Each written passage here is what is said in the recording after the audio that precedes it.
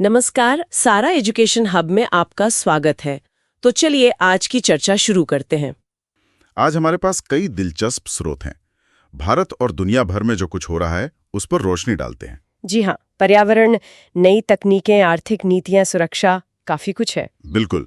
तो हमारा मकसद है कि इन स्रोतों से जरूरी जानकारी निकालें और कम समय में एक गहरी समझ बनाने की कोशिश करें। हाँ, चलिए देखते हैं इनमें क्या खास है। तो शुरुआत एक अच्छी खबर से करते हैं। IUCN यानी अंतर्राष्ट्रीय प्रकृति संरक्षण संघ, उन्होंने भारत के पहले डुगोंग संरक्षण रिजर्व को मान्यता दी है। ये तो सुनने में बहुत अच्छा लग रहा है। हाँ, ये वाकई एक मील का पत्थर है। पाक खाड़ी में है, यह है ना? क्या खास है इसमें? जी, IUCN जैसी वैश्विक संस्था से मान्यता मिलना इसे न सिर्फ भारत बल्कि दूसरे क्षेत्रों के लिए भी एक मॉडल बनाता है। इसे तमिलनाडु सरकार ने 2022 में स्थापित किया था, वाइल्ड लाइफ प्रोटेक्शन एक्ट 1972 के तहत। अच्छा। करीब 450 वर्ग किलोमीटर का एरिया है और सबसे खास बात 12,000 हेक्टेयर से ज्यादा समुद्री घास के मैदान हैं। 12,000 हेक्टेयर? हाँ, और ये घास ना सिर्फ डुगोंग का खाना है बल्कि कार्बन सोखने में भी मदद करती है। मतलब क्लाइमेट चेंज से लड़ने में भी इसका रोल है। और डुगोंग, जिन्हें समुद्री गाय भी कहते हैं। समुद्री गाय? ये नाम तो बड़ा दिलचस्प है। इनके बारे में और बताइए कुछ। आसानी से दिख जाती हैं क्या ये? नहीं, बिल्कुल नहीं, बहुत दुर्लभ है। अनुमान है कि इनकी आबादी सिर्फ 200 के आसपास है। सिर्फ 200? पूरे भारत में? जी, ये एकमात्र समुद्री स्तनधारी है जो पूरी तरह शाकाहारी है, सिर्फ समुद्री घास खाती हैं। भारत में पाक खाड़ी के अलावा मन्नार की खाड़ी और कच्छ की खाड़ी में भी मिलती हैं, पर पाक खाड़ी में सबसे ज्यादा है। तो खतरा क्या है इन्हें? कम क्यों है इतनी? कई वजह हैं। एक तो इनके रहने की जगह, वो समुद्री घास के मैदान, वो कम हो रहे हैं। फिर शिकार भी होता है और कई बार मछली पकड़ने के जालों में गलती से फंस जाती हैं। इसीलिए IUCN रेड लिस्ट में वल्नरेबल है, मतलब असुरक्षित, और हमारे वाइल्ड लाइफ एक्ट की अनुसूची 1 में है, यानी सर्वोच्च सुरक्षा मिली हुई है। तो ये रिजर्व बनना बहुत बड़ा कदम है। सही बात है। संरक्षण की बात चल रही है तो वनों पर आते हैं। सांख्यिकी मंत्रालय मॉस्पी, उन्होंने वनों पर पर्यावरणीय लेखांकन 2025 रिपोर्ट जारी की है। ये पर्यावरणीय लेखांकन, ये क्या होता है? सुनने में थोड़ा भारी लगता है। हाँ, शब्द थोड़ा जटिल है, पर इसका मतलब आसान है। देखिए, ये एक तरीका है प्रकृति के योगदान को हमारी अर्थव्यवस्था के आंकड़ों से जोड़ने का। ये UN का एक फ्रेमवर्क है, SEEA, उस पर आधारित है। मतलब कैसे जोड़ते हैं? जैसे अब तक हम GDP में सिर्फ जंगल से मिली लकड़ी या दूसरे उत्पादों का मूल्य जोड़ते थे, है ना? हाँ। पर जंगल जो हवा साफ करते हैं, पानी बचाते हैं, कार्बन सोखते हैं, ये सब सेवाएं भी तो हैं। इनका आर्थिक मूल्य क्या है? ये रिपोर्ट उसे मापने की कोशिश करती है। अच्छा, तो ये तो अच्छी बात है। क्या पता चला इस रिपोर्ट से? अच्छी खबर है।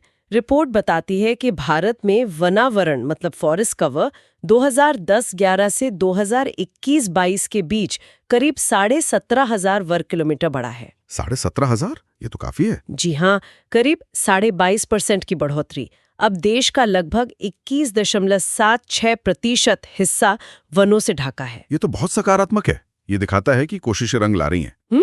किन राज्यों में सबसे ज्यादा बढ़ोतरी हुई? सबसे ज्यादा बढ़ोतरी केरल, कर्नाटक और तमिलनाडु में हुई है। और अगर ग्रोइंग स्टॉक की बात करें, मतलब पेड़ों में लकड़ी की मात्रा, तो उसमें मध्य प्रदेश, छत्तीसगढ़ और तेलंगाना आगे हैं। और वो जो आप कह रही थी सेवाओं का आर्थिक मूल्य, वो कितना निकला? हाँ, वो दिलचस्प है।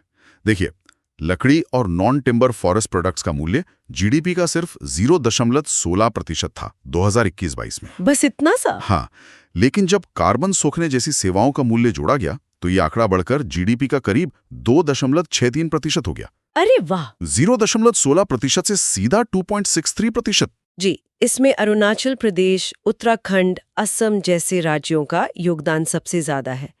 तो SEA का यही फायदा है, हम प्रकृति के असली मूल्य को पहचान रहे हैं। इससे शायद हमारी नीतियां और टिकाऊ बन सकें। ये वाकई सोच में एक बड़ा बदलाव है। अच्छा, वनों से पानी पर आते हैं। केंद्र सरकार ने राष्ट्रीय जल सुरक्षा पहल शुरू की है। इसमें क्या है? इसमें मुख्य बात यह है कि जल संरक्षण को अब राष्ट्रीय प्राथमिकता बनाया गया है। इसके लिए मनरेगा कानून 2005, उसकी अनुसूची में बदलाव किया गया है। मनरेगा? उसमें क्या बदला है? अब मनरेगा का जो फंड है, उसका एक तय हिस्सा अनिवार्य रूप से जल संरक्षण और प्रबंधन के कामों पर खर्च करना होगा, खासकर उन ब्लॉकों में जहां भूजल का स्तर बहुत नीचे चला गया है। अच्छा, मतलब जहां पानी की ज्यादा किल्लत है वहां ज्यादा पैसा लगेगा। बिल्कुल। जैसे जो ब्लॉक गंभीर संकट वाले माने गए हैं, उनमें 65% मनरेगा फंड पानी से जुड़े कामों के लिए रखना होगा। ये एक तरह से प्रोएक्टिव अप्रोच है, संकट होने के बाद काम करने के बजाय संकट को रोकने पर जोर। ये तो लॉजिकल लगता है। जी, और इसके साथ साथ मिशन अमृत सरोवर, अटल भूजल योजना जैसे प्रयास तो चल ही रहे हैं। ठीक है, अब थोड़ा अर्थव्यवस्था और व्यापार की तरफ देखें। WTO, विश्व व्यापार संगठन, उसका मत्स्य पालन सब्सिडी समझौता लागू हो गया है। ये क्यों अहम माना जा रहा है? ये बहुत अहम है। एक तो इसलिए कि ये WTO का पहला ऐसा मल्टीलैटरल समझौता है जिसके केंद्र में पर्यावरण है। ये सीधा SDG 14 यानी समुद्री जीवन की रक्षा उससे जुड़ता है। और करता क्या है ये समझौता? ये उन सरकारी सब्सिडियों पर रोक लगाता है जो हानिकारक है। मतलब ऐसी सब्सिडीज जो अवैध, गैर रिपोर्टेड या अनियमित मछली पकड़ने को बढ़ावा देती है, या फिर उन मछलियों के जरूरत से ज्यादा शिकार में मदद करती है जो पहले से ही कम हो चुकी हैं। इसकी जरूरत क्यों पड़ी? क्या हालात इतने खराब हैं? आंकड़े तो यही बताते हैं। देखिए, 1974 में दुनिया के सिर्फ 10% फिश स्टॉक का जरूरत से ज्यादा शिकार हो रहा था। सिर्फ 10%? हाँ, और 2021 तक ये आंकड़ा बढ़कर 35.5% हो गया। और मजे की बात यह है कि सरकारें हर साल करीब $22 अरब की सब्सिडी देकर इस प्रॉब्लम को और बढ़ा रही हैं। बाप रे, $22 अरब की सब्सिडी मछली खत्म करने के लिए? एक तरह से हाँ। तो ये समझौता इसी को रोकने की कोशिश है। तो क्या भारत इसका हिस्सा है? हमने साइन किया है? नहीं, भारत अभी इसमें शामिल नहीं हुआ है। क्यों नहीं? भारत का कहना है कि हमारे लाखों छोटे और पारंपरिक मछुआरे हैं, उनकी आजीविका, उनकी खाद्य सुरक्षा, उसे बचाना जरूरी है। उन्हें सरकारी मदद चाहिए होती है। भारत को लगता है कि समझौते के मौजूदा नियम विकासशील देशों का, मतलब हमारे जैसे देशों का पूरा ध्यान नहीं रखते। अच्छा, तो कोई बीच का रास्ता नहीं है? समझौते में विकासशील देशों के लिए कुछ छूट SNDT का प्रावधान तो है और उनकी मदद के लिए एक फंड भी बनाया गया है, पर भारत शायद और बेहतर शर्तें चाहता है। ये वही विकास बनाम पर्यावरण वाली बहस है। ये तो जटिल मुद्दा है। खैर, अब एक घरेलू आर्थिक विषय पर आते हैं। सुप्रीम कोर्ट ने टैक्स के मामले में संविधान के अनुच्छेद 304 का जिक्र किया। क्या मामला था? जी, सुप्रीम कोर्ट ने अनुच्छेद 304A का हवाला देकर एक सिद्धांत दोहराया है। वो ये कि कोई भी राज्य अपने टैक्स लगाने की पावर का इस्तेमाल ऐसे नहीं कर सकता कि दूसरे राज्यों से आने वाले माल के साथ भेदभाव हो। मतलब ये कि अगर कोई सामान बाहर के राज्य से आ रहा है तो उस पर उतना ही टैक्स लगना चाहिए जितना उसी राज्य में बनने वाले वैसे ही सामान पर लगता है, कोई भेदभाव नहीं। ये जरूरी है ताकि देश के अंदर एक सिंगल मार्केट बना रहे। अच्छा, समझ गया। चलिए, अब तकनीक और सुरक्षा की दुनिया में चलते हैं। राजस्थान में भारत की एक बड़ी परमाणु ऊर्जा परियोजना शुरू हो रही है। माही बांसवाड़ा राजस्थान परमाणु ऊर्जा परियोजना, MBRAP। इसके बारे में बताइए। हाँ, हाल ही में प्रधानमंत्री ने इसका शिलान्यास किया। इसमें 4 स्वदेशी 700 मेगावाट क्षमता वाले PHWR लगेंगे, मतलब pressurised heavy water reactors. 700 megawatt के 4, ये तो काफी बड़ा है। जी हाँ, और ये भारत की फ्लीट मोड पहल का हिस्सा है। फ्लीट मोड, ये क्या होता है? फ्लीट मोड का मतलब है कि एक ही डिजाइन के कई रिएक्टर, इस मामले में 10 एक साथ बनाई जा रहे हैं। इससे बनाने में तेजी आती है और खर्चा भी कम होता है। अच्छा, तो इससे हमारी परमाणु ऊर्जा क्षमता कितनी बढ़ेगी? काफी बढ़ेगी। अभी हमारी क्षमता करीब 8180 मेगावाट है। सरकार का लक्ष्य है 2031-32 तक इसे करीब 3 गुना बढ़ाकर 22,480 मेगावाट करना। 3 गुना? जी। परमाणु ऊर्जा अभी हमारे बिजली उत्पादन का करीब 3.6% है और ये 5वां सबसे बड़ा गैर जीवाश्म स्रोत है। MBRAP जैसे प्रोजेक्ट्स इस लक्ष्य को पाने में मदद करेंगे। ये हमारे त्रिस्तरीय न्यूक्लियर प्रोग्राम के पहले स्टेज का हिस्सा है। परमाणु ऊर्जा से अब मिसाइल पर आते हैं। DRDO और SFC ने अग्नि प्राइम मिसाइल का परीक्षण एक चलती ट्रेन से किया। सच में? हाँ, ये सचमुच एक बड़ी तकनीकी उपलब्धि है। इसका मतलब क्या हुआ? चलती ट्रेन से मिसाइल? इसका मतलब है कि अब भारत अपने मिसाइलों को देश के इतने बड़े रेल नेटवर्क का इस्तेमाल करके कहीं से भी कभी भी लॉन्च कर सकता है बिना किसी खास तैयारी के। अच्छा, तो ये अग्नि प्राइम मिसाइल क्या है? ये अग्नि सीरीज की सबसे नई मिसाइल है। मीडियम रेंज है, करीब 2000 किलोमीटर तक। 2 स्टेज की सॉलिड फ्यूल वाली मिसाइल है, कनस्तर से लॉन्च होती है और न्यूक्लियर वॉरहेड ले जा सकती है। और ट्रेन से लॉन्च करने का फायदा? सबसे बड़ा फायदा है छुपाव और सुरक्षा। ट्रेन कहीं भी जा सकती है, उसे ट्रैक करना और निशाना बनाना बहुत मुश्किल है। इससे हमारी जवाबी हमला करने की क्षमता, मतलब डेटरेंस, वो काफी मजबूत होती है। सोचिए, पूरी की पूरी ट्रेन एक मोबाइल मिसाइल लॉन्चर। वाकई कमाल है। ये तो स्ट्रेटेजी के लिहाज से बहुत बड़ा कदम है। अच्छा, अब दुनिया पर नजर डालें। ईरान और उसके यूरेनियम संवर्धन को लेकर फिर से चिंता क्यों बढ़ रही है? चिंता इसलिए है क्योंकि ईरान ने अपना यूरेनियम संवर्धन तेज कर दिया है। संवर्धन मतलब एनरिचमेंट। एनरिचमेंट, ये होता क्या है आसान शब्दों में? आसान शब्दों में, प्राकृतिक यूरेनियम में एक खास हिस्सा होता है U-235, जो सिर्फ 0.7% होता है। बाकी 99.3% U-238 होता है। परमाणु बम या रिएक्टर के लिए U-235 का प्रतिशत बढ़ाना पड़ता है। इसी प्रक्रिया को संवर्धन कहते हैं। ये सेंट्रीफ्यूज मशीनों से होता है। अच्छा, तो इसके अलग अलग लेवल होते हैं, जैसे रिएक्टर ग्रेड, वेपन ग्रेड। जी हाँ, और यही चिंता की बात है। देखिए, 3 से 5% तक एनरिचमेंट वाला यूरेनियम LEU बिजली बनाने वाले रिएक्टर में इस्तेमाल होता है। ठीक है। 20% से ज्यादा वाला HEU कहलाता है और करीब 90% या उससे ज्यादा वाला वेपन ग्रेड माना जाता है, जो परमाणु बम के लिए चाहिए। ईरान का एनरिचमेंट लेवल बढ़ाना ये चिंता पैदा करता है कि वो वेपन ग्रेड यूरेनियम बनाने के कितना करीब पहुंच रहा है। समझ गया, ये तो गंभीर मामला है। अच्छा, यूरोप की बात करते हैं। वो एक ड्रोन वॉल बना रहे हैं, एयर शील्ड नाम से। हाँ, ये डेनमार्क में कुछ संदिग्ध रूसी ड्रोन दिखने के बाद इसका प्रस्ताव आया है। एयरशील्ड एक AI आधारित एंटी ड्रोन सिस्टम होगा, बहुस्तरीय, मतलब मल्टी लेयर्ड। AI आधारित, तो ये क्या करेगा? ये सिर्फ ड्रोन घुसपैठ का पता ही नहीं लगाएगा, बल्कि GPS जैमिंग जैसे हमलों से भी निपटेगा और हथियारबंद ड्रोनों को भी रोकेगा। ये एक तरह से यूरोप के आसमान की डिजिटल किलेबंदी है। रियल टाइम में खतरा भांपना, जानकारी देना और जवाबी कार्रवाई में मदद करना। ये दिखाता है कि ड्रोन कितने अहम और खतरनाक हो गए हैं। ड्रोन के बाद डिजिटल दुनिया की सुरक्षा। RBI ने डिजिटल पेमेंट के लिए 2FA पर कुछ नए नियम जारी किए हैं।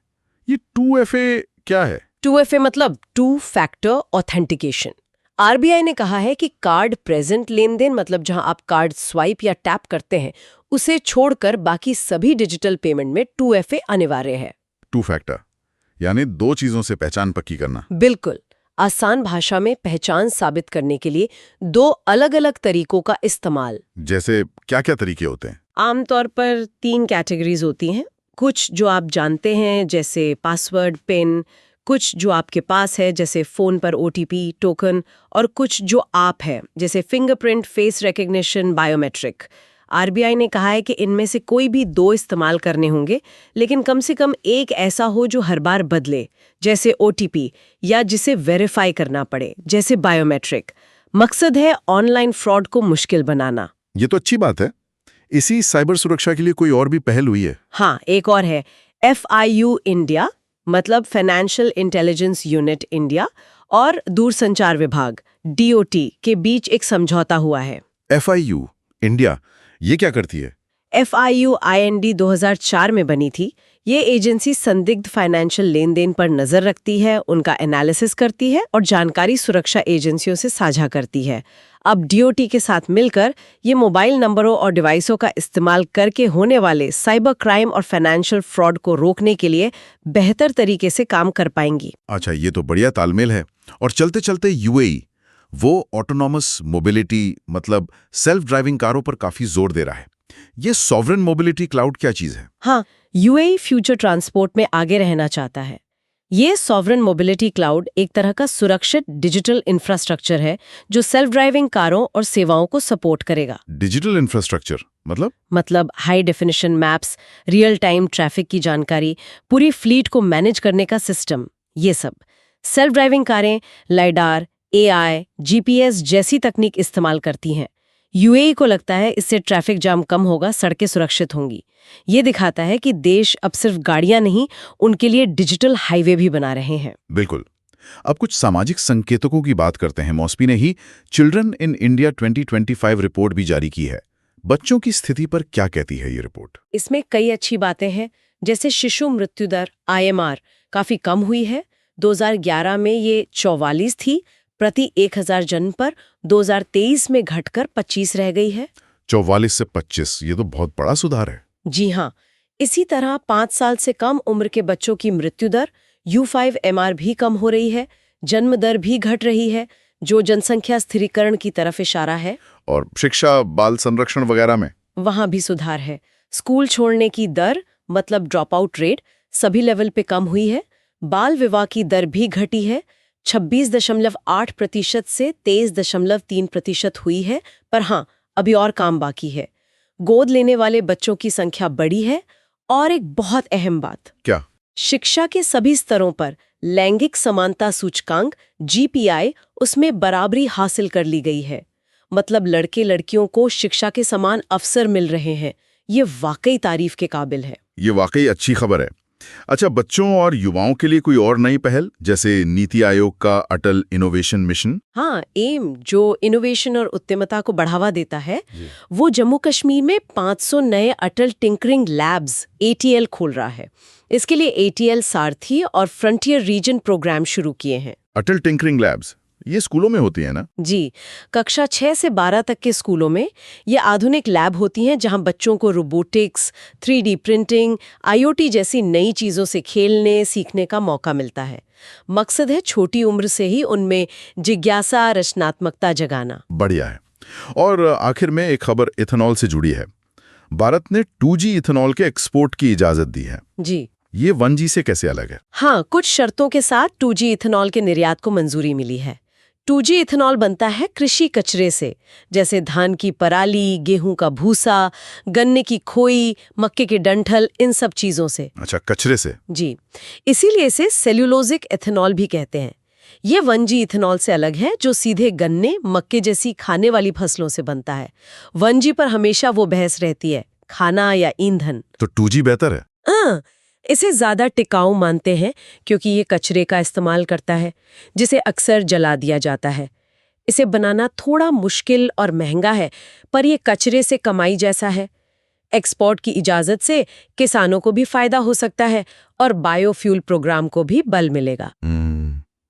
इसके आगे भी कुछ है? 3G 4G? हाँ, 3G इथेनॉल शैवाल से और 4G जेनेटिकली इंजीनियर्ड सूक्ष्म जीवों से बनाने पर काम चल रहा है।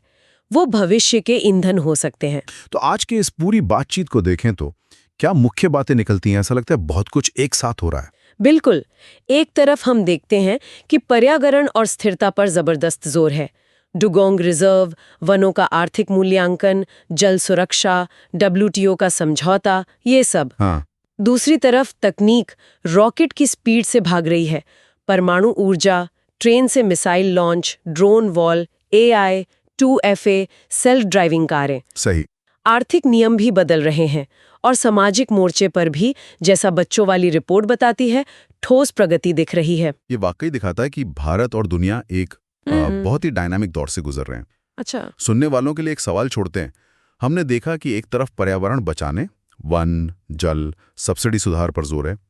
दूसरी तरफ आर्थिक विकास और तकनीकी तरक्की, परमाणु ऊर्जा, नई मिसाइलें भी तेजी से हो रही हैं। अक्सर ये दोनों एक दूसरे के खिलाफ लगते हैं। ये दुविधा तो है। तो सवाल यह है कि इन दो जरूरतों के बीच सही संतुलन कैसे बन सकता है? क्या कोई नई तकनीक या कोई नई सोच इस खाई को पाट सकती है? इस पर जरूर सोचिएगा। बिल्कुल, ये एक अहम सवाल है। अगर आज की चर्चा आपको पसंद आई हो तो वीडियो को लाइक, शेयर और चैनल को सब्सक्राइब करना ना भूलें। शुक्रिया।